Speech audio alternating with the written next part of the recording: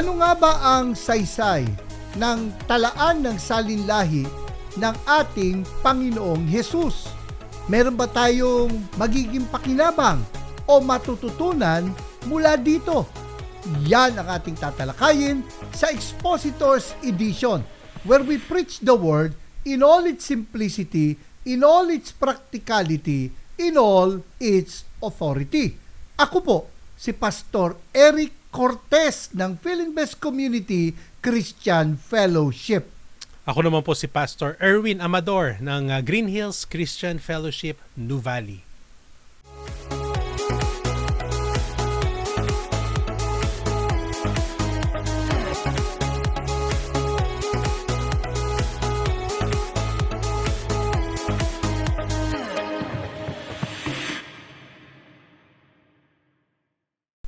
Pastor Erwin, ano ba ang iyong initial na reaction nang una mong na-encounter itong genealogy o talaan ng salinlahi ng ating Panginoong Hesus?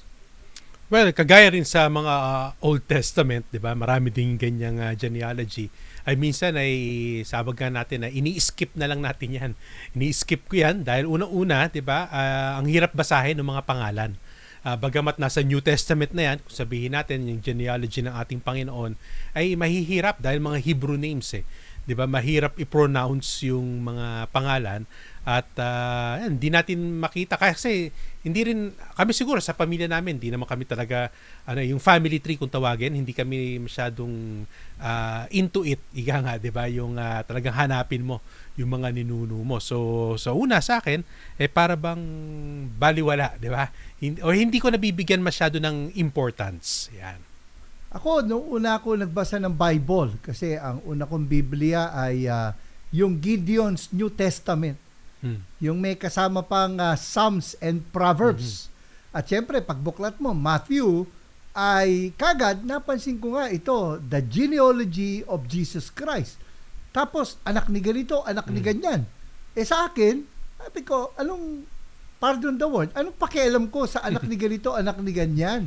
Bakit ko kinakailangan malaman ito? So, at that time, ay hindi ko rin nakita ang kabuluhan nitong talaan ng salinlahi o ng genealogy ng ating Panginoon.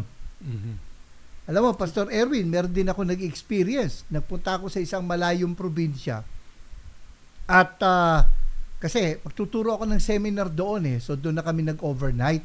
Malayo-layo din ito. Nagbarko kami papunta doon At noong nandun na ako, kasi ewan ko, Pastor Erwin, kung ganito ka rin, na kapag nandun na ako, napaaga ako sa isang lugar, na-imagine ko, malayo yung biyahe ko, pagtuturuin mo ko ng, guest speaker ako, 1-2 oras, parang nasasayangan ako sa oras ng biyahe ko. Kaya kung nandun na ako, gusto kong sulitin na yung biyahe ko. At kaya, ang ginawa ko, sabi sa akin, may prayer meeting, so binitbit ko yung laptop ko, baka sakali, hingan tayo ng mag-share ba. Pero nung nandun ako, bumulong sa akin yung isang member na ang magsasalita sa gabing yon ay yung isa sa kanilang mga deacons. Sabi ko, ay siguro ang kalooban ng Panginoon sa akin sa oras na yon ay mapagpala ba. No? Ako hindi na ako yung magtuturo, kundi kasama ako sa mga tuturuan at wala namang problema yon. Tapos, in-announce noong deacon na ang kanyang ituturo ay mula sa talaan ng salinlahi ng ating Panginoon. Aba, ako na-impress Kasi, sa totoo lang, nung panahon na yon, 2 pa lang ang narinig ko na mangangaral na nagturo ng tungkol sa genealogy ng ating Panginoon. Ang isa doon ay si Dr. John MacArthur at pangalawa ay si Dr. Roy Versosa ng Apollos Project. Ang kanyang Doctor of Ministry, Pastor Erwin, ay expository preaching. So, kumbaga, wala siyang karapatan maging boring. At so ako, nakaabang ako. Sabi ko, makita ko nga, baka mamaya malay natin, meet ako ng isang tao na nasa liblib lang na lugar pero magaling palang magturo. Usual, talon-talon sa pangalan kasi kung isa-isain mo yun, Tagal nun. Tagal. Oo. Naintindihan ko na siya. Pero ang nabigat kasi babagita isang pala, si Abraham. Magkukwento siya ng buhay ni Abraham. Tatalon siya halimbawa kay Jacob. Magkukwento siya tungkol sa buhay ni Jacob. At subalit, ang hindi ko makalimutan, pagdating niya dun sa Joseph, the husband of Mary, ang kinuwento niya na buhay ni Joseph, the dreamer. Layo naman nun, di ba? Malayo, oo. Sa Genesis yun Kaya nga, people find it confusing. People find the genealogy boring. And just like you, I was not that excited to read about this person begat this person who begat another and so forth and so on. Diba? At kaya challenging sa ating mga pastor na mangaral mula po sa genealogy o family tree ng ating Panginoon.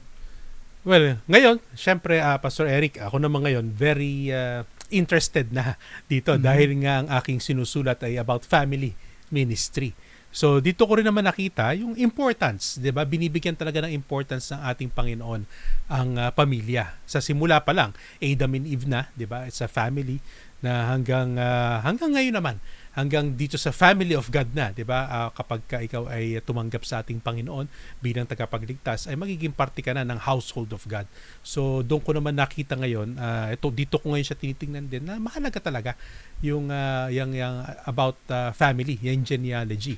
Lalo na ito, 'di ba? Itong patungkol sa ating Panginoon kasi itinetrace naman nito yung family line dahil mahalaga yan, 'di ba, Pastor Eric? Lalo sa dapat ito ang maunawaan siguro para magkaroon ng relevance ba, 'di ba? Para maisip natin ano ba relevance nitong genealogy ng ating Panginoon.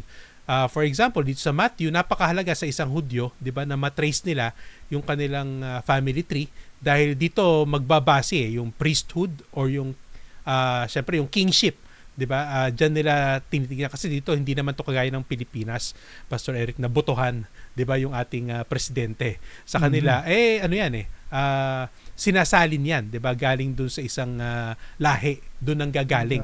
Yung nasa dugo yan. Nasa dugo yan. Hindi yan pinagbobotohan. Yan. Well, una, maniniwala naman tayo. May dahilan naman bakit nasa Biblia ito. No, at sabi nga sa 2 Timothy 3:16 sa Contemporary English Version, everything in the scriptures is God's word. All of it is useful for teaching and helping people and for correcting them and showing them how to live. And so yung words na everything at saka yung all of it is useful, kasama doon yung genealogy ng ating Panginoong Jesus na mababasa natin sa Matthew chapter 1 at sa Luke chapter 3. Mahalaga talaga itong family tree. Sa simple lang, Pastor Erwin, diba, bibili ka ng aso. Diba? Mag-invest ka sa aso. Kung askal, di na natin pinoproblema walang papel. Hindi na kailangan ng papel. Hindi na kailangan ng papel yan. Pero kung alibaba, bibili ka ng American Bully o iba pang mga mamahaling aso, o kung ikaw nagbebenta, mahalaga yung may papers ba? Kasi yun din ang, kumbaga, kung ito ay galing sa isang champion line, nagiging basehan yan. Mas mahal yun. Yes. O kaya, alba, Pastor Erwin, nabasa mo sa dyaryo na may isang bilyonaryo na namatay ng walang tagapagmana. Tapos ang apelido, Amador. Lilinya ka na, di ba? Marami kami, Brad, ang Cortez. Marami. Minsan nga, ako, may nakilala ako dyan sa Tagaytay, magka-apelido kami. At nagtatanong din kami, saan siyang probinsya. Pero mahirap i-trace Maliban na lang kung meron talaga kaming naisulat na genealogy, inassume na lang namin magkamag-anak kami. Kaya nga, ang tawagan na namin sa isa't isa, magpinsan. Pero Cortez, marami kami. Pero yung Amador, yan ba marami ba yung, kumbaga, kilala ba yung pamilyang yan? Kalat ba yan? Madami din naman, di ba? May mga from different provinces. Pero may Pampanga kayo. Karamihan naman lahat yan dito talaga sa Laguna. Di ba? Particularly sa Binyan, Laguna. Doon talaga yung Amador. Yeah. Kung halimbawa may makita ka, bilyonaryo, namatay, walang tagapagmana, apelido, Amador. Anong gagawin mo na? adi magsisimula na akong i-trace, 'di ba, yung aming connection na dalawa para mapatunayan mo na ikaw ang pwedeng tagapagmana, 'di ba? At wag mo naman na kaming kakalimutan kung sakali nga mangyari yun, beke naman, di ba? Well, gaya ng binanggit mo, ma-appreciate lang natin tong genealogies o talaan ng salinlahi kung titingnan natin mula sa paningin ng mga Hudyo. Katulad ng sinabi mo, walang makapaglilingkod na priest o saserdote sa templo unless he can prove that he belonged to the tribe of Levi from the family of Aaron. At sa Bible, mababasa natin, sa Joshua, they subdivided the promised land according to tribes. At kumbaga, you cannot sell real estate unless you can prove that your family owns the land. Kasi after 50 years, yung year of Jubilee, ibabalik doon sa pamilya. So talagang they heavily guard their family tree. At ang alam ko, ang kumbaga, repository tayo, ang ating mga birth certificate nasa civil registry, na kay-scan yan at nasa file din ng PSA, diba? Philippine Statistics Authority. Sila sa templo mismo nakaimbak ang mga genealogy. They really heavily guarded their family tree. Ganong kahalaga. At gaya ng sinabi mo rin, itong mga tala ng salinlahi magpapatunay kung may karapatan ka maging hari. Galing ka ba sa lahi ni Judah? So, ganun kahalaga ang genealogy, Pastor Erwin. Yan. Siguro, Pastor Eric, kasi nabanggit mo nga kung saan natin makikita, 'di ba? So malalaman naman natin mamaya yung purpose niyan, 'di ba? Doon kay Matthew at kay Luke. Siyempre, alam naman natin na ang genealogy ay talagang dyan lumabas sa tinatawag nating Gospels. Bakit nga ba doon sa dalawang Gospels, yung isa, Gospel according to Mark and then according to John, ay wala nito. Absent, di ba, kung tawagin na natin itong tinatawag nating genealogy of our Lord Jesus Christ. Yung Matthew kasi ay ang layunin ay para patunayan ng ating Panginoon ang hari. Ang Mark ay ipinapakita ang Panginoon bilang isang alipin. Makita mo, no, parang two sides of the same coin. 'Di ba? Hari at the same time ay servant. At sino ba naman naghahanap ng family tree ng isang servant? Kaya nga pati kapanganakan wala sa Mark eh. 'Di ba? Nakalagay lang doon, nagsimula na yung pangangaral ni John the Baptist. Diretso na. Sa Luke, pinatutunayan ang kanyang pagiging tao.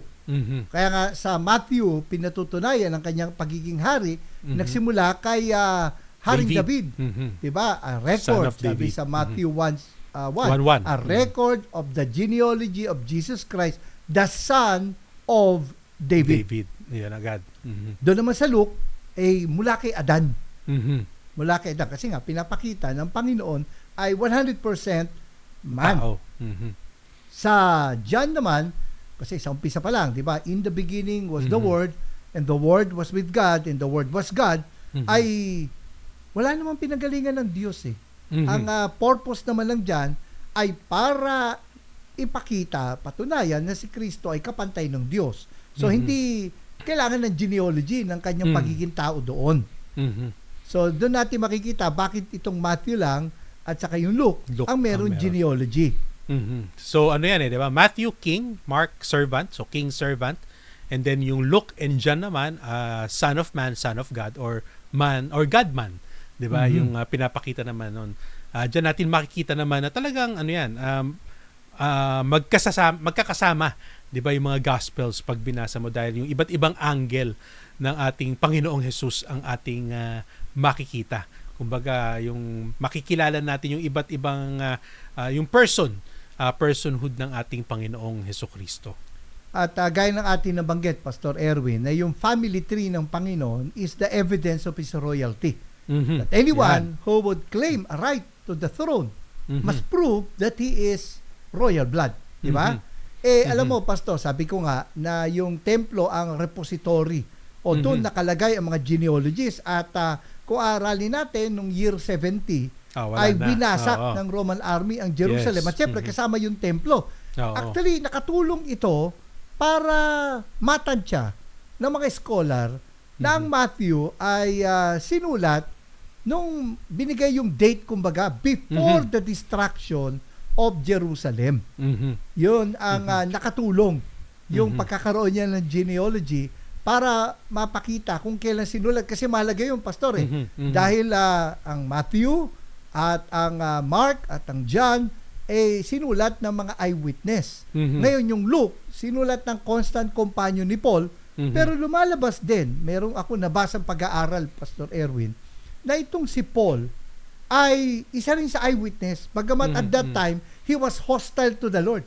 Bago pa nagpakita ang Panginoon sa kanya, ay nandun siya, isa sa mga Pariseo na nag-uusig sa ating Panginoong Hesukristo. So kumbaga, itong mga Gospels ay sinulat ng mga eyewitnesses o yung kasama ng mga eyewitnesses katulad ni Mark na isinulat ang mga pinapangaral ni Pedro.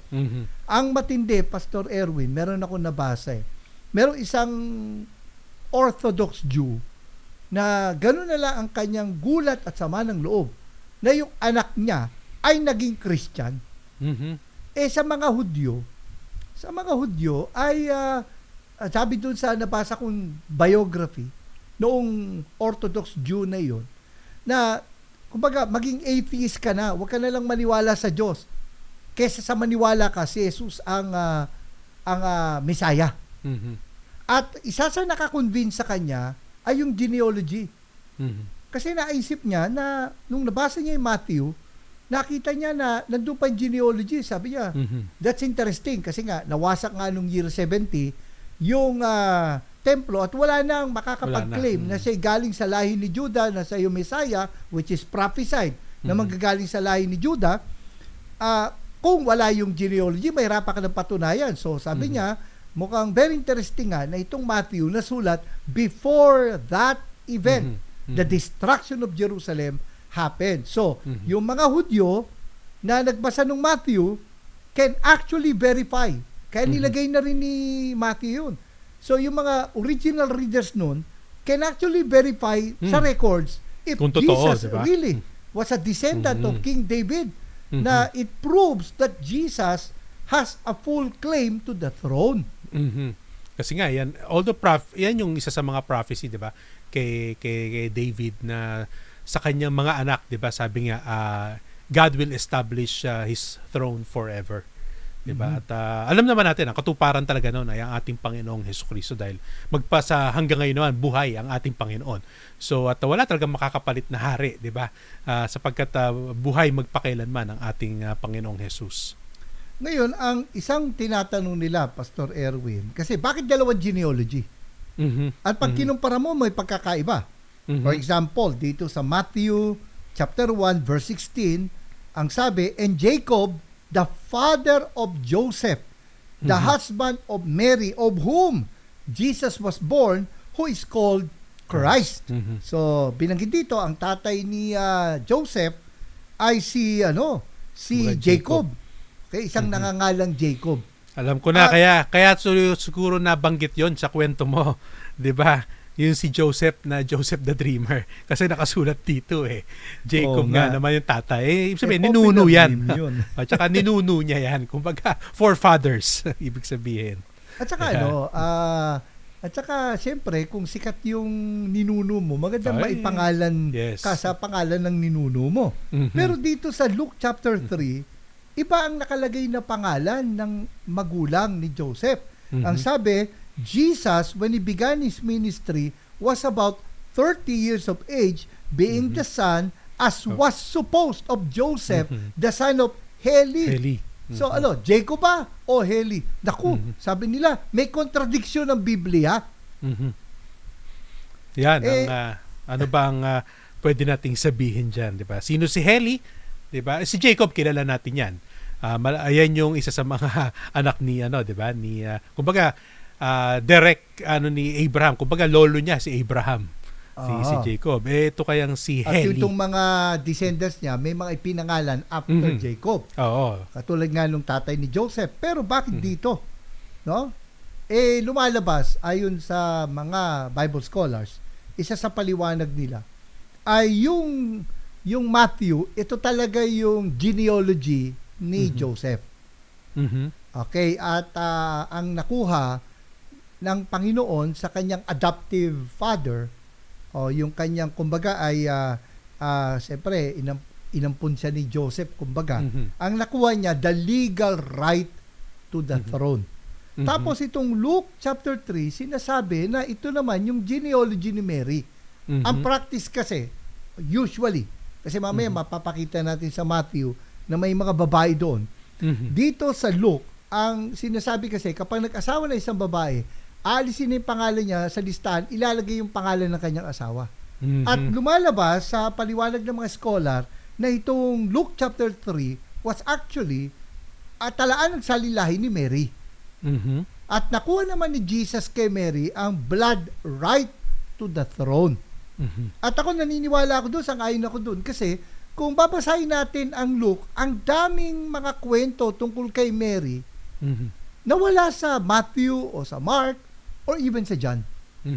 Kumbaga, katulad nung pagkikita ni Mary at ni Elizabeth, di ba? Wala naman sa ibang ano yan, sa ibang gospels yan. At binanggit doon na itong mga pangyayaring ito, Mary kept it, treasured it in her heart. So lumalabas itong si Luke sa kanyang pagre-research sa pagsusulat ng gospel na to, isa sa major source niya, isa sa mga resource persons niya, isa sa mga in-interview niya ng detalyado ay si Mary, ang ina ng ating Panginoon. Kaya niniwala ko itong Luke chapter 3, ito ay talaan talaga ng salinlahi ni Mary. Pero dahil nga napangasawa niya si Joseph, ay nakalagay na yung pangalan ni Joseph. So yung Heli, yun yung talagang magulang ni Mary. Yan. At syempre, ang pinakapunto rin naman ni Luke ay dun sa verse 38. Pastor Eric. Dito nga, yung nabanggit mo rin kanina, na tinrace back niya yan hanggang doon. Nakalagay dito, the son of Adam, the son of God. Kumbaga, hanggang kay Adam. Nahiwala naman niya kay Matthew. Hindi natin makikita dahil obviously, sa Matthew chapter 1 verse 1, ay nakalagay lang agad doon, son of David, son of Abraham. Dito naman sa Luke, hanggang kay Adam. 'Di ba? Ay kasama dahil nga gustong ipakita ni Luke yung pagiging totoong tao ng ating Panginoong Hesukristo. At kamangha-mangha itong talaan ng salinlahi na to, Pastor Erwin, sapagkat sa Matthew chapter 1 verse 12, binanggit itong si Haring Jeconiah. At dito, batay dito, nakita ko na the family tree of the Lord, not only ito po yung evidence ng kanyang pagiging hari. No? Nakuha niya yung legal right kay Joseph at yung blood right kay Mary. Ito rin nagpapakita ng katapatan ng Panginoon. An exhibit of His faithfulness. Kasi ito si Jeconiah, isinumpa dahil sa kanyang wickedness. At mabigat to. Sa Jeremiah chapter 22 verse 30, ito ang sinabi. This is what the Lord says. Record this man, si King Jeconiah, as if childless, a man who will not prosper in his lifetime, for none of his offspring will prosper. None will sit on the throne of David or rule anymore in Judah. So may curse sa mga descendants ni Jeconiah. Aba, may problema tayo dito. Dahil nandito kasama. So ibig sabihin, meron, di ba? Si Jesus Christ galing dyan Kung ito na yung basihan natin ng genealogy. Galing siya kay Jeconiah. Dahil tinitrace back di ba? So, ang sinasabi nga ay sabi nga nitong si Dr. John MacArthur sa kanyang sermon, The Gracious King. Though Jesus was in David's line through Joseph, he would have been unable to reign because there was a divine curse that had been placed upon Jeconiah's offspring. At ito matindi, kaya makikita natin ang kahalagaan ng virgin birth, na hindi talaga si Joseph ang tatay sa laman ng ating Panginoong Hesus. Kasi if Jesus had been the real son of Joseph, he never could have sat on the throne of David because he would have been under the curse. And yet, he had to be the legal son of Joseph to have the right. So God had to devise a plan by which Jesus would be the legal heir to the throne, but at the same time would not be in the bloodline of David descending through Jeconiah. God did it by the virgin birth. bypassing the cursed bloodline of Jeconiah and yet still maintaining Jesus' royal right to reign. So, it is a fantastic thing, sabi ni Dr. John MacArthur, how God guarded every single detail without contradiction through the miracle of the virgin birth. Yan. At yan naman ay na-prophesy, di ba? Doon, dahil magpapasko na, Pastor Eric, magagamit yung sa Isaiah, di ba? Diyan naman yung prophecy of the virgin birth ng ating Panginoong Jesus. That a virgin shall conceive. Yan ang sinasabi. At dahil nga doon sa virgin birth, Jesus was never tainted. Hindi siya nabahiran man lang ng sinatawag na inherited corruption. Di ba? At dahil doon, He alone could redeem us from our sins. Yan. Dahil alam natin yung storyline yan, di ba? It's through the Holy Spirit. Pag binasa natin, pababa pa, di ba? Paano na-conceive ang ating Panginoon kay doon nga sa womb ni Mary. It is through the Holy Spirit. Kumbaga, it is the act of God, di ba? Para sa ating mga tagapakinig. Kagaya nga ng sabi mo, malinaw na hindi siya bunga, di ba, ni Joseph at ni Mary. Bagamat meron po siyang tinatawag na ring kapatid, di ba? Para din sa kaalaman ng lahat. Dahil nagbunga din naman yung pagsasama ni Joseph at ni Mary after, 'di ba, na ipanganak ang ating Panginoong Jesus. At yan nga si James, na alam nating isa sa mga nagsulat sa New Testament. At si Jude. Ayan. Oo. Kasi nga sinabi naman dito sa Bible, sa Matthew 1, but Joseph knew her not, meaning Joseph did not have sexual relations with Mary until she had given birth to a son. And he called his name Jesus. So nilinaw niya yon para walang maging duda na talagang hindi bunga ng pagtatalik ni Mary at saka ni Joseph itong si Jesus. At nagkaroon lang sila ng sexual relations matapos na maipanganak ang ating Panginoong Hesukristo. At ang mga kapatid, nabanggit mo na, si James at saka si Jude. Sabi dito sa Matthew 13:55, sabi, is not this the carpenter's son? Is not his mother called Mary? And are not his brothers James and Joseph and Simon and Judas? At ang sabi, and are not all his sisters with us? So may mga kapatid pa siyang babae din. So lumalabas, kung tutusin. Apat siya dito na lalaki, di ba? Oo, James, tapos Joseph, dalawa, Simon, at least, sabi, Judas. sisters. Tapos may sisters pa. So at dalawa. least 7 sila. Oo. Pero si Jesus, hindi anak ni Joseph. Ayan, para malinaw. 'Di ba? At yan ay bunga ng banal na espiritu, 'di ba? Yung conception ni Mary diyan. At siyempre, dahil nga wala siyang pinanganak siyang walang kasalanan, walang corruption ng kasalanan, tanging yung Panginoon ang makapagtutubo sa atin. Yan. Sabi nga, iba. Pastor, tama, wala nang iba. Kasi sabi nga sa 2 Corinthians 5:21, God made him who had no sin to be sin or to be a sin offering for us, so that in him we might become the righteousness of God. So matindi, Pastor Erwin, no? Yung kanyang family tree is the evidence of his royalty, and his family tree is the exhibit of his faithfulness. Pastor Erwin, ano pa yung mga nakita mong halaga nitong genealogy sa atin? Yes, dito sa atin, syempre sa pagdating sa ating pamilya, lalo na ito yung pagiging hari ng ating Panginoon at yung Messiah. Yan yung pinaka significance, di ba? Dahil dito napatunayan natin na totoo nga na siya yung Messiah.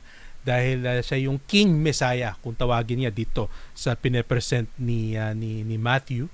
Siya yung King Messiah. At pagdating din naman sa Luke ay doon ipinakita na siya ay totoong tao. Kaya nga may karapatan siya talaga tayo ay matubos, 'di ba? Dahil ang tutubusin niya ay mga tao sa sa kasalanan, 'di ba? Ay kaya dapat lamang na maging tao ang ating Panginoon, 'di ba? Siya ay Diyos na nagkatawang tao. Hindi siya tao na naging Diyos, 'di ba? Para maging malinaw tayo. At yun yung significance niyan para sa akin. Dahil alam ko ngayon na totoong may manunubos. Totoong isa lang ang pwedeng makapagligtas sa aking mga kasalanan at sa kasalanan ng sanlibutan, kundi ang ating Panginoong Hesukristo lamang. Well, sabi mo nga, isa sa nakikita mo rin dito, yung kahalagaan ng family. In fact, may mga efforts ang aming family sa mother side na mag-document ng mga magkakamag-anak kasi baka mamaya nagkakasalubong na kami, hindi namin kilala isa't isa eh. No, unless yung katulad naman sa side ng wife ko, mahilig mag-reunion. Kasi yung side naman nung sa father ko, hindi ganun kadala sa mga reunion. So, makikita mo, kailangan yun para mapanatili ang communication ng family. Yes. Kaya ano rin sa aking pag-aaral nga, 'di ba? Tayo yung syempre pag binalikan ko rin naman yung mga mas mga nagdaang mga taon pa, 'di ba, ng mga kabataan pa natin. Usually sasabihin sa atin ng mga magulang natin, 'di ba, na parang laging kamag-anak natin 'yan, kamag-anak. Minsan hindi mo rin alam kung paano mo naging kamag-anak. So para lang magawa mo 'yon, kailangan mo talaga magkaroon ng tracing, 'di ba? Yung family tree. Maganda rin kasi isang magandang kultura yan na dapat hindi rin natin makalimutan. Dahil nga tayo, sabi ko nga sa aking pag-aaral patungkol sa pamilya, ay malapit tayo yung ating kultura, yung itong kultura natin bilang mga Pilipino, ay malapit din naman dito sa Hebrew, diba? Or sa mga Hudyo. Sapagkat ganyan din. Wala naman talaga tayong concept ng extended family. Dahil talaga sa atin, hindi natin tinatawag na extended family, 'di ba? Yung mga lolo, lola, kundi kapamilya, kaanak, kamag-anak. 'Yan ang ating tawag. Hindi natin tinatawag na extended family, 'di ba? Yan ang siguro magandang mai-preserve natin Kaya maganda rin na magkaroon tayo ng maging buhay, 'di ba? Yung sabi mo nga, mag-trace ng family lineage or yung family tree kung tawagin ngayon para makita natin talaga sino-sino ba yung mga kamag-anak natin. Masaya din siguro, 'di ba? Bagamat mahirap, 'di ba? Madugo din naman 'yan kung ite-trace mo yung lahat ng kamag-anak mo on both sides, 'di ba? Sa father side at sa mother side.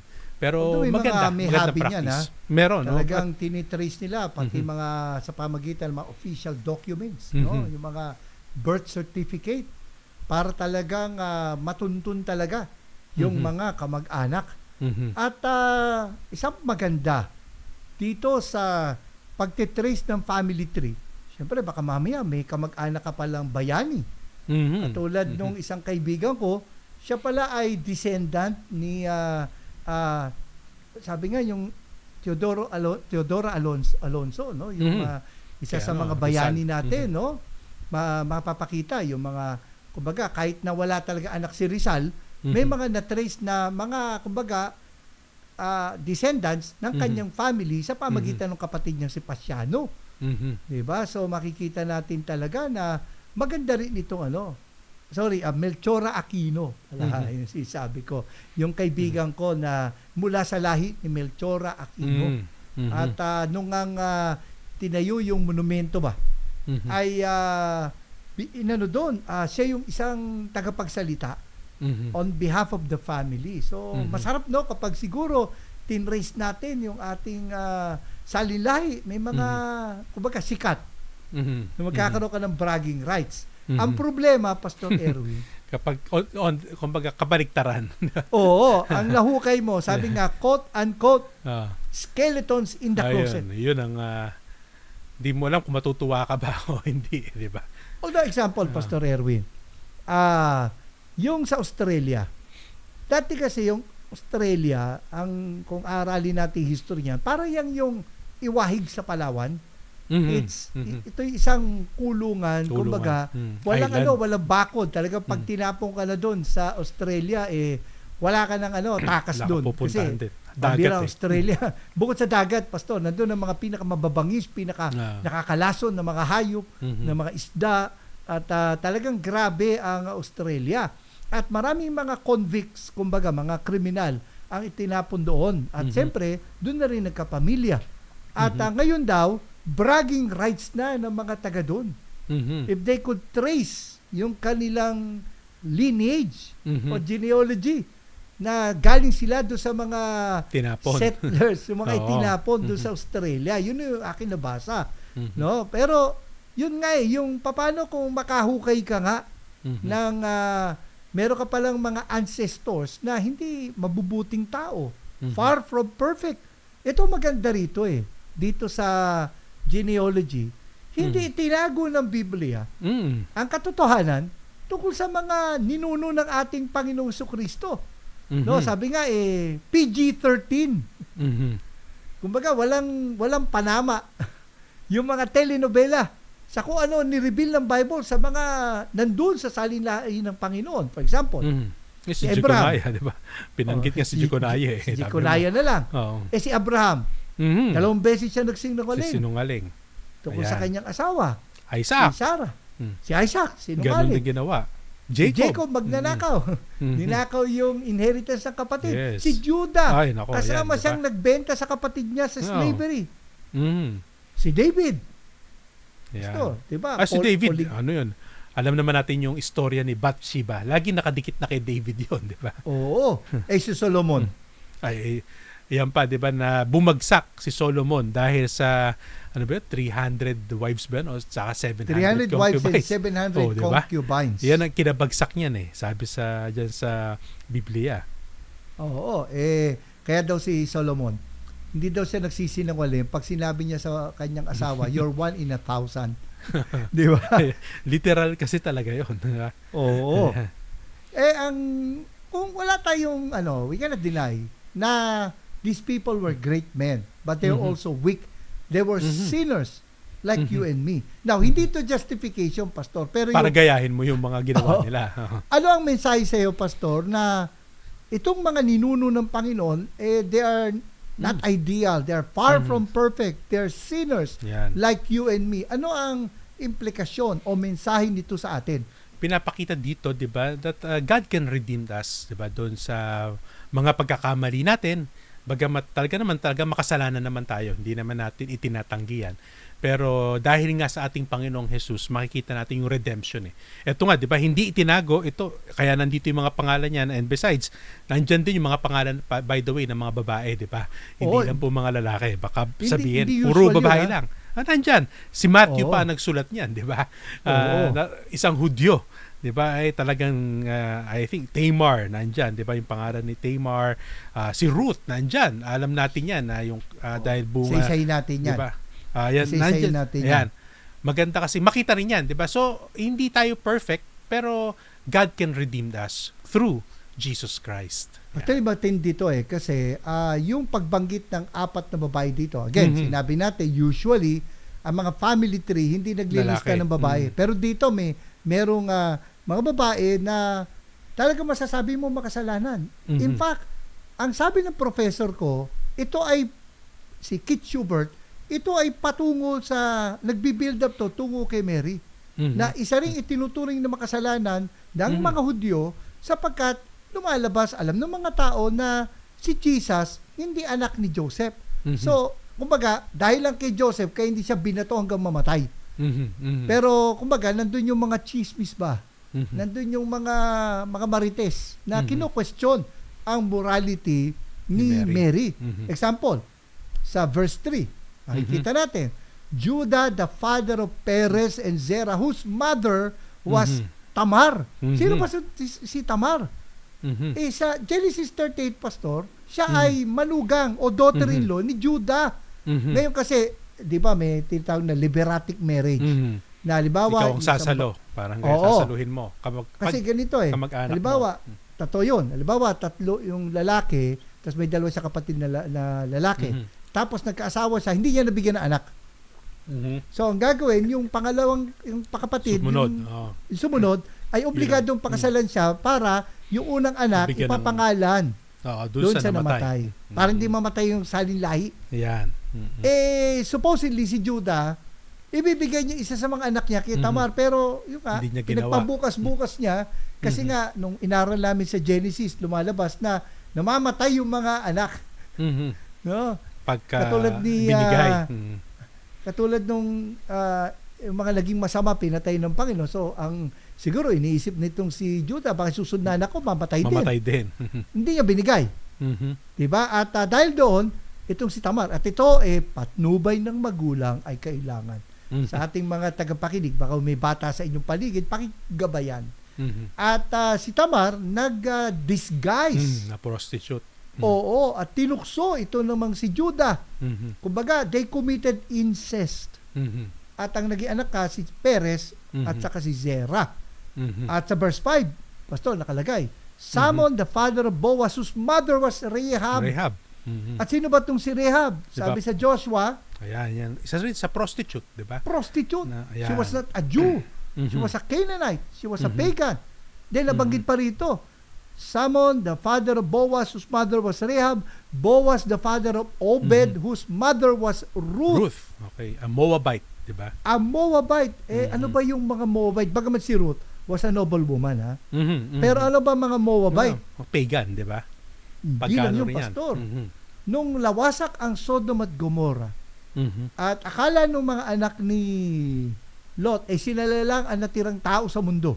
Mhm. So ginawa nila, nilasing nila yung tatay nila Mhm. para he would have sex with his two daughters. Mhm. At ang naging anak nga ay itong mga Moabites, Mhm. products of incest. Mhm. Kumbaga, para sa mga Hudyo, yung mga Canaanites, Mhm. na kung saan kabilang si Tamar, Mhm. at yung mga Moabites, kung saan kabilang si Ruth, they were unclean, Mhm. outcasts. Sinners. And of course, diba? pastor, sinners. At ito, pastor, si David, the father of Solomon, whose mother had been Uriah's wife. Mm. Take note, Si hindi binanggit by name, Si Bathsheba. si Bathsheba. Mhm. pero binanggit yung asawa. Ano ba kwento nito, pastor? Yan. Alam naman natin nung ito nga yung nagustuhan ni David si Bathsheba, pinatawag ang ginawa niya nung nalaman, 'di ba, na nagbunga, 'di ba, ito nga kasalanan ni David at ni Bathsheba ay in other words parang pinapatay niya si Uriah dahil ipinalagay niya yan sa sa battle. Yung pinaka alam niya ba, sabi ipwesto mo yan, 'di ba, sa kanyang commander doon sa giyera na yon, ay ipwesto mo yan si Uriah kung saan yung pinakamatindi yung labanan. So in other words, alam nilang mamamatay, 'di ba? So parang pinapatay na rin ni David, 'di ba? Itong si Uriah. Dahil nga kumbaga mabubuking 'di ba? Na paano nabuntis. nga. So Kasi ayaw. nakita ni David na naliligo. Etong si Uriah kasi tapat nung pinauwi niya, 'di ba? Ayaw. Kumbaga Bakit ayaw niya umuwi ng pinauwi, bahay. pastor? Bakit niya Kasi sabi pinauwi niya, si Uriah? kumbaga mag-ano ka muna. Kumbaga i-enjoy mo yung asawa, parang gano'n. Kasi nga para magkaroon ng cover up. Ayaw, 'di ba, ni Uriah. Hindi niya May ma-attain. gera. Sabi niya may gera tapos ako dito lang ako sa asawa ko. Kumbaga makikita mo rin naman at napakatapat, 'di ba, ni Uriah. Nilasing pa ni David yan, di ba? Nilasing para lang matukso, 'di ba? Kumbaga ika nga matukso at talagang sumiping, 'di ba? Kay Bathsheba para hindi siya mapagbintangan kasi buntis pagka nag-compute sila, kumbaga tama pa rin. Ika nga doon sa buwan, 'di ba? Hindi. At walang DNA test nun. Wala naman, 'di ba? Nagko-compute lang siguro sila nung months, 'di ba? Ayaw pa rin ni Uriah kasi nga tapat siya doon sa kanyang sinumpaang tungkulin. Nagsabi niyang commentary, a drunken Uriah was more sober than David. David. Ayan. At kaya yun na, nangyari nga. Dahil nga ayaw ni Uriah na kumbaga ayaw sumiping, 'di ba, doon sa kanyang asawa, pinadala na lang ni David doon sa hardest battle, doon ipwesto. Kaya at namatay naman talaga si Uriah. At yung unang anak, 'di ba, ni David at ni Bathsheba naman din ay namatay din naman. Isa sa mga consequence din naman kay David at Bathsheba. Kaya lang nagkaroon pa sila ng isa pang anak at ito nga si Solomon. At makikita natin, sabi ko nga, ay it builds up doon kay Mary. Mm-hmm. Pero kumbaga sa mga nagko-question sa morality ni Mary, bagamat Mary was really someone who is holy, someone na talagang faithful unto the Lord, pero may posibilidad na si Matthew, binanggit niya itong 4 na babaeng ito. Diba? Si Tamar, si Rahab, si Ruth, at saka itong si Bathsheba, binanggit niya to para ipakita na bakit nyo kina-question to si Mary? Nakita nyo ba yung mga ninuno natin? Kung paano din naman na sila yung mga makasalanan. No? Hindi ito papalusot kundi ito ay pagpapakita ng biyaya ng Panginoon. Yes, grace. The family tree was an expression of God's grace.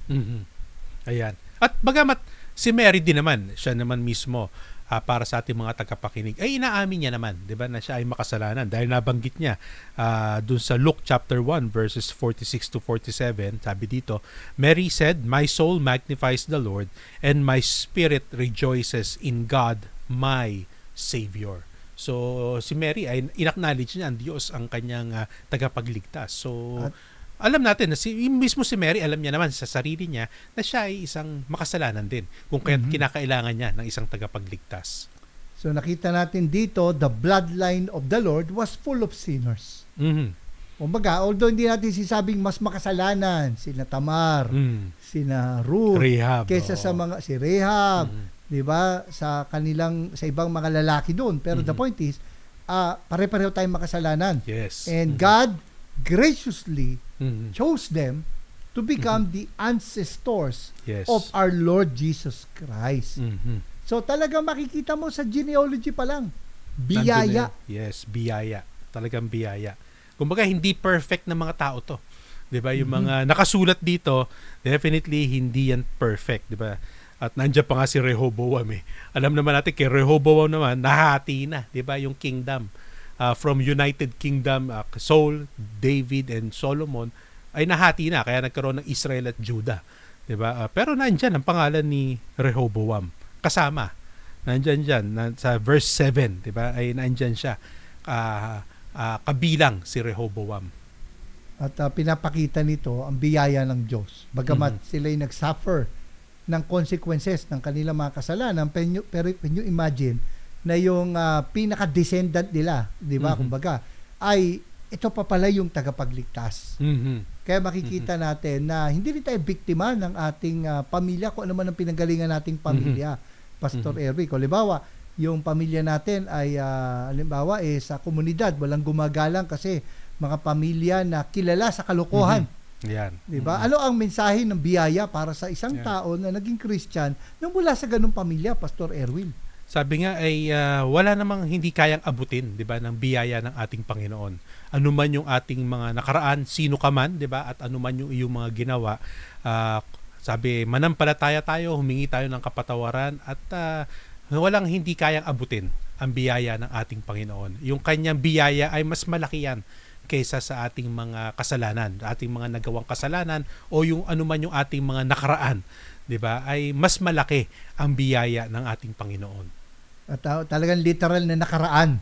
Sapagat ito nga yung talaan ng salinlahi ng ating Panginoon. Naalala ko yung 1 Corinthians chapter 1 verse 26 to 29. Ito ang sinabi ni Pablo. Brothers, think of what you were when you were called. Not many of you were wise by human standards. Not many were influential. Not many were of noble birth. But God chose the foolish things of the world to shame the wise. God chose the weak things of the world to shame the strong. He chose the lowly things of this world and the despised things and the things that are not to nullify the things that are, so that no one may boast before Him. Kumbaga, from a human point of view, the family tree of the Lord was a disgrace. But from the divine point of view, this is His expression of His grace. Ayan. Kagandang loob ng Diyos sa atin. Napakaganda. 'Di ba, Pastor Eric, kung sa pasimula natin, 'di ba? Sabi nga natin, ano ba ang silbi sa atin nitong genealogy na ito?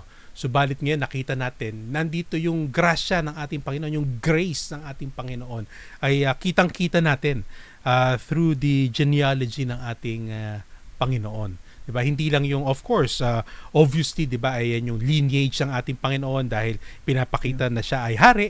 Bagat subalit more than that, 'di ba? Ay para sa atin naman na mga Gentiles, 'di ba? Hindi naman tayo Hudyo, ay dito naman nakita rin natin yung kanyang grasya, yung grace na talagang inaabot ang bawat isa sa atin ng kanyang biyaya. So ano man ang ating nakaraan, yung ating buhay mismo, yung ating mga pagkakamali, at kung ano man yung pamilyang pinanggalingan natin.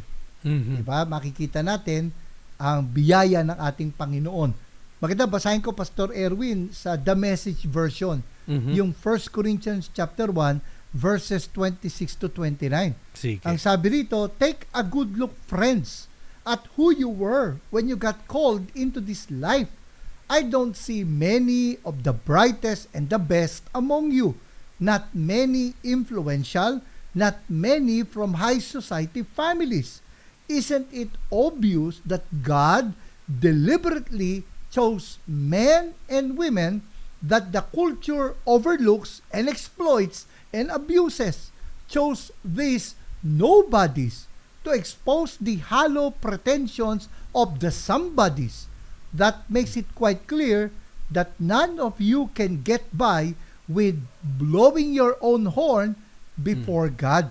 At dito sa genealogy nga, sabi nga natin kung yan lang ang pagbabatayan, the family is a disgrace. But from the point of view ng Panginoon, it is an expression of His grace. And if God can use these people, God can use you and me. Dahil we're on the same level with them. We are all sinners. At tanging makapagliligtas ay ang kagandahang loob ng Diyos. Yan. At mahalaga, 'di ba, na malaman natin, lahat tayo ay inaabot ng biyaya ng ating Panginoon. Walang itinatangi, 'di ba? Lahat ay ino-offer itong biyaya ng Diyos na ito, at ang lahat ay pwedeng maligtas, 'di ba? Kumbaga ma-redeem, ika nga, 'di ba? Kung ano man yung nakaraan mo, sino ka man, pwede kang ma-redeem, 'di ba? Through faith in our Lord Jesus Christ. At napakayaman po nitong talaan ng salinlahi, at nawa makita natin, bahagi po yan ng salita ng Diyos. At kung aaralin lang nating mabuti, ang daming magandang mensahe na ibinibigay nito para po sa atin. Marami pong salamat sa inyo pong pagsubaybay sa isa na naman pong mayamang talakayan dito po sa Expositors Edition, where we preach the Word in all its simplicity, in all its practicality, in all its authority. Huwag niyo pong kakalimutan na mag-subscribe sa amin pong YouTube channel, Expositors Edition, at kung kayo'y ayaw po ninyong may mamiss na episode, pakihit po ang notification bell, at kung kayo naman po yung napagpala, pakisuyo po, pakilike, at pakishare po para maiba pa pong mapagpala ng ating pong naging talakayan dito sa Expositors Edition. Kami rin po ay inyong napapanood sa Facebook at sa Spotify. Ang Expositors Edition ay mapapakinggan din dyan nga po sa Bicol Region sa pamamagitan ng CARE 104.3 DWAY FM, at maging sa Mindanao Region dyan po sa 1116 DXAS, Your Community Radio. Dyan nga po sa Zamboanga, Basilan, Sulu at Tawi-Tawi. Ako po, si Pastor Eric Cortez, na nagpapaalala, ang katotohanang nagpapalaya, katotohanang isinasagawa. Ako naman po si Pastor Erwin Amador, na nagsasabi po sa inyong, be intentional in studying the Word of God, then be intimate with the God of the Word.